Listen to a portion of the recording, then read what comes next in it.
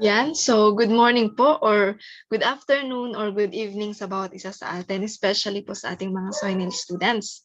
So ngayon po is nandito na po tayo sa topic 8 ng ating Soinil. So natapos na natin yung topic 1, salvation, until topic 7, which is prayer. Yun, so for today po is, yung title po ng ating topic 8 is witnessing or sharing your new life to others. Yun, alam ko po na bawat isa sa atin is may mga pumapasok na idea kapag naririnig natin yung word na witnessing or witness. So for me is yun yung parang, di ba yung mga napapanood sa pelikula na kapag may mga crime scene, ganun nga, may mga nakasaksi sa krimen is pupunta sila sa korte, tapos sila yung magiging witness, sila yung magsasabi ng katotohanan, ano ba talaga yung totoong nangyari, ano ba talaga yung totoong event, ano yung totoong nangyari sa event na yun, yung ganun. So sila yung magpapatotoo. And of course, yung witnessing na to is parang related din siya sa word na testimony. Kaya 'di ba sa church is sa ating testimony time is sige yung mga gustong mag-testimony diyan is kahili kayo sa harap para kayo yung magpatotoo sa kung gaano gumalaw si God sa inyong buhay. Ganun yung sinasabi ng ating MC. So ganun din po pala sa ating spiritual life that we Christians, tayo na naniwala na sa ating Panginoon is we are called to be a witness. Dapat pala is yung ginagawa din natin is we are to share our new life to others, especially yung mga unbelievers, yung mga hindi pa nakakakilala kay God. Yun, so bakit essential na kailangan nating pag-aralan yung about witnessing na to? Yun, so punta po tayo sa ating key verse.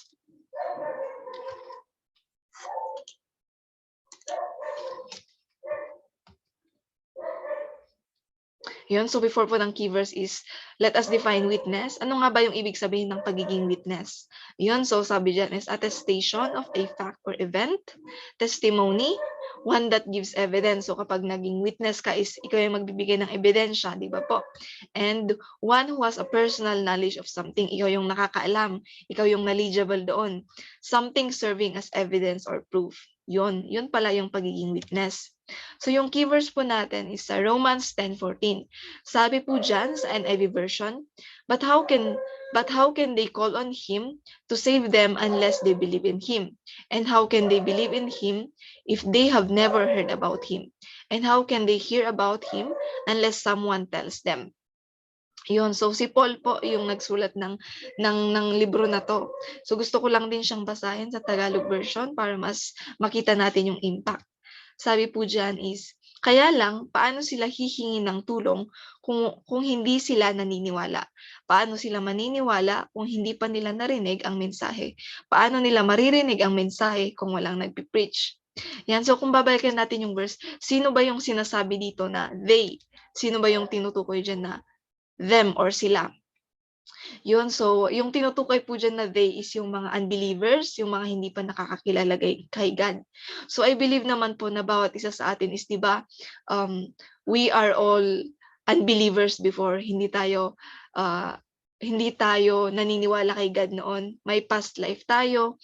And I believe na kung sino yung nag-invite sa inyo sa church, kung sino yung nag-invite sa inyo sa cell group, sino yung nag-share sa inyo ng gospel is, ito rin yung ginawa nila. Sila ay nag-obey sa command ni God to share their new life with you. Kaya ka na-invite, kaya ka na cell group, kaya mo nalaman yung about sa gospel na yon. Di pa po na you have heard about Jesus because someone told you. Narinig mo si Jesus, nakilala mo siya sa buhay mo dahil may nagsabi sa'yo sa kung sino siya. At ang iti, nang ipag-pray kanya, may nag-ipag-pray sa'yo until such time na i-share niya sa'yo yung life niya, kaya ka napunta ng church, kaya ka naka-receive, kaya mo narinig yung gospel, kaya mo narinig yung good news. Yun, so ngayon naman is now you have that privilege of sharing the good news to others. Ngayon na napakinggan natin yung good news is ngayon naman tayo yung may privilege. Yung ibig sabihin po ng privilege is hindi lahat nabibigyan ng ganitong opportunity. So ngayon na since nag-accept na tayo, nag-surrender na tayo ng life natin kay Jesus, ngayon naman meron tayong we are to share our life to others. We are to share our new life to others. We are to share the good news to other people. Di ba po? Yun, so I remember yung sinasabi ni Mama Vels tuwing sinishare niya to is, don't be selfish. wag daw tayong maging selfish na, anong tawag doon, na wag tayong makontento na tayo lang nakapakinig ng gospel, wag tayong makontento na tayo lang yung naka-receive ng pagmamahal ng Panginoon, wag tayong makontento na tayo lang yung naka-receive ng salvation, di ba po? So yun nga po, kung babalikan natin sa verse, paano nila malalaman na may Jesus pala kapag hindi natin sinasabi? Paano nila malalaman or paano nila i-accept si God kapag hindi naman nila siya kilala? Kaya yun po, yun pala yung role natin as believers, as disciples ni God, na i-share din yung good news na na-receive natin to other people. Yun, so next po na verse natin is sinunod din po siya ni Paul. Sabi niya sa Romans 1:16, "For I am not ashamed of the gospel, because it is the power of God that brings salvation to everyone who believes, first to the Jew, then to the Gentile." Yun, so in Tagalog version, sabi po niya dyan is, "Buo ang tiwala ko sa magandang balita. Ito ang kapangyarihan ng Diyos para iligtas ang lahat ng naniniwala kay Christ. Una, ang mga Jews, tapos ang mga Gentiles." Yun, so bakit kaya nagawang sabihin ni Paul na I am not ashamed of the gospel? Kumbaga, kapag itatranslate natin, hindi ko ikinakahiya ang gospel. So, bakit sinabi niya hindi niya kinakahiya? Yun ay dahil na-experience niya mismo, na-encounter niya si Jesus, na-experience niya kung gaano mamuhay na nasa lordship ni Jesus Christ. Naranasan niya yung kagandahan ng buhay ng pagiging Christian. Kaya nasabi niya dyan na hindi ko ikinakahiya yung gospel. Kasi yung gospel na to na i-share natin sa other people is, it has the power of God that brings salvation to everyone who believes.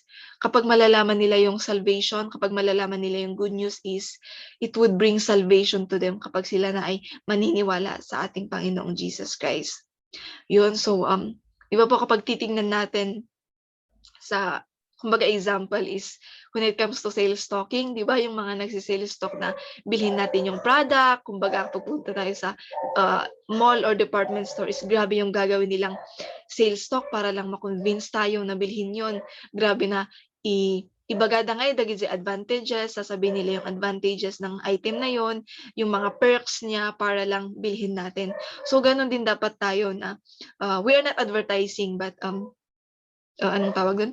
We are sharing sa kung paano natin na-encounter si God, kung paano natin na-encounter si God para malaman din ng ibang tao at sila rin ay ma-experience yung na-experience natin ngayon, di ba po? Yun, so kapag may isang bagay man tayong hindi ikakahiya is yun yung gospel. Kapag may isang bagay man tayo na hindi dapat ikahiyang i-share sa ibang tao is yung ating testimony, yung ating story sa kung paano natin na-encounter si God. Yun, so we as Christians, yung role natin is to tell the world about Jesus. Yan, so yung sabi po dyan is, meron pala tayong task as believers, as disciples. Yung task natin is the Great Commission.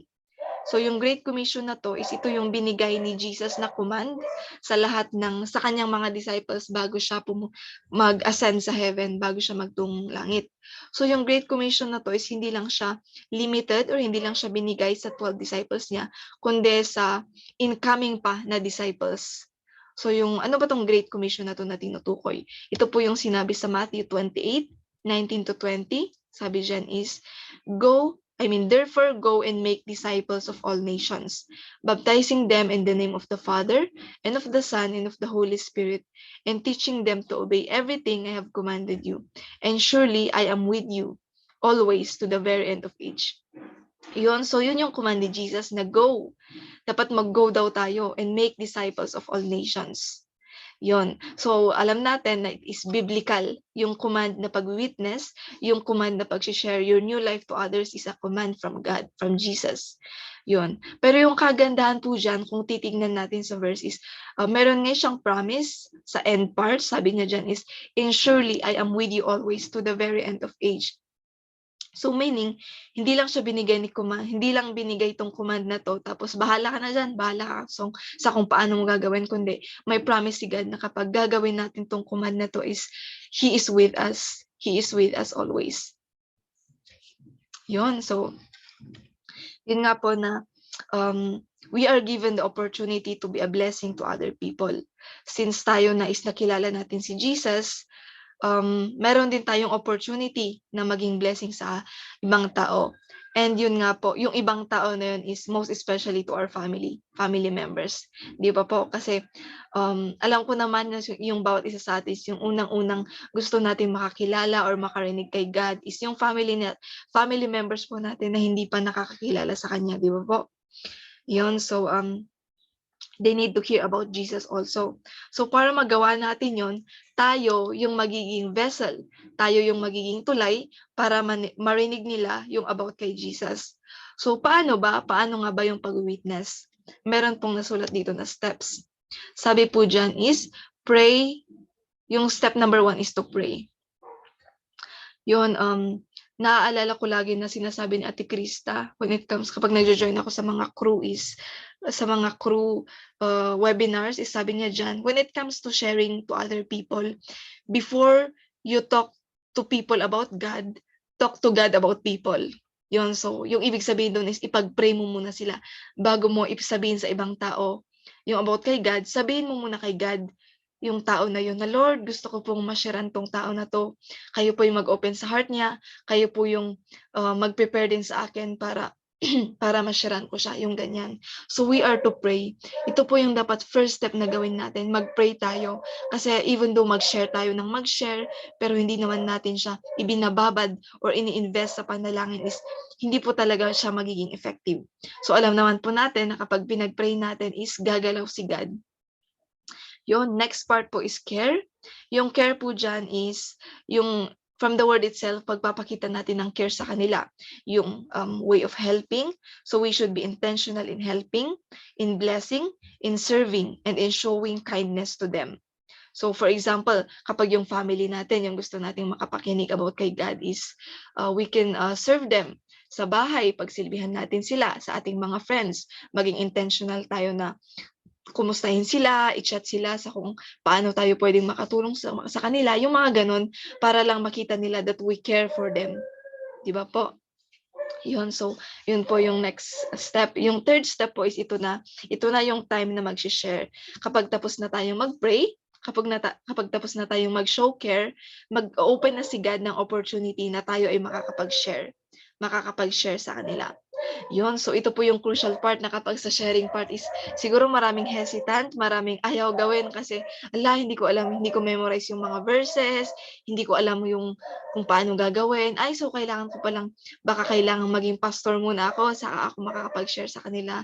Hindi po. Kasi yung sa sharing part dito is you just have to tell your own story. Sa pag-share po is, alam niyo po ba na yung pinaka-powerful na pwede nating i-share sa kanila is yung story natin, yung testimony natin, yung personal experience natin sa kung paano natin na-encounter si God, sa kung paano natin napakinggan yung gospel, sa kung paano transform ni God yung life natin.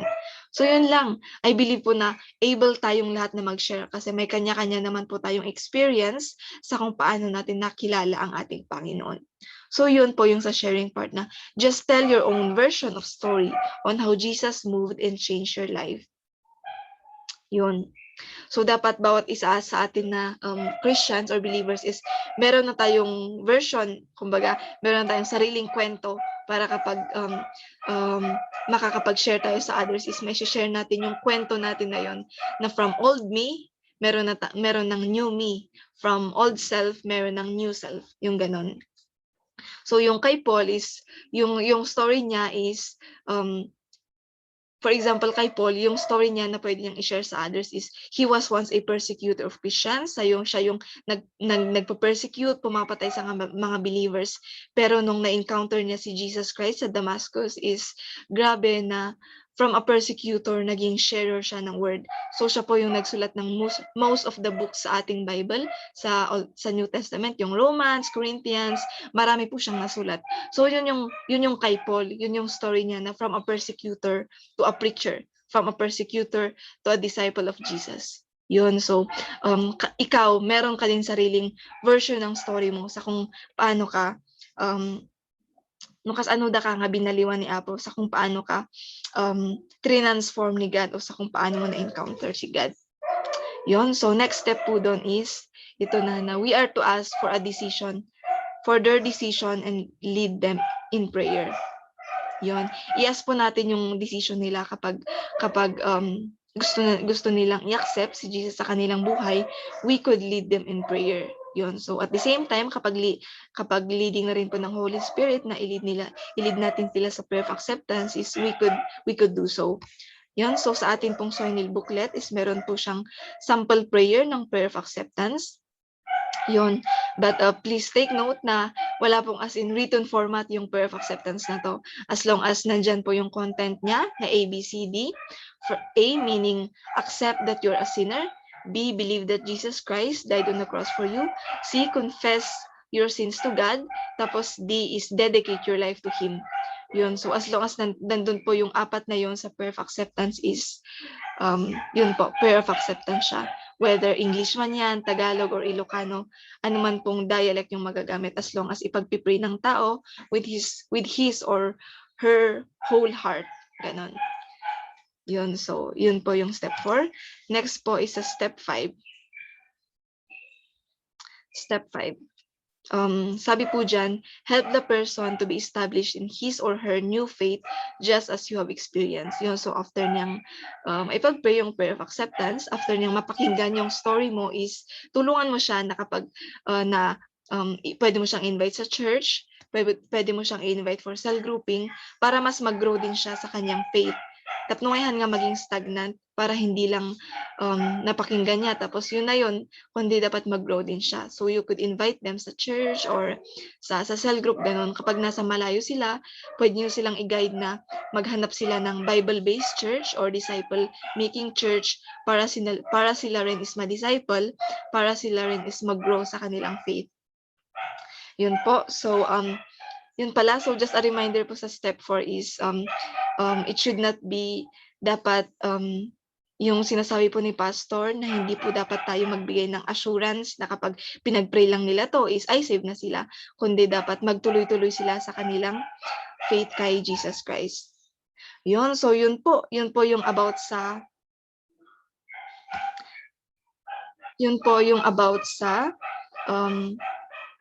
witnessing or sharing your new life to others. So, yun lang. I just want to, but before po sa ating application part or sa ating guide questions, I just want to share this song. It is entitled Somebody Else's Story, na let it be also our desire na maging part tayo ng story ng ibang tao. So, we are to share our new life to others. So, I'll just be sharing po.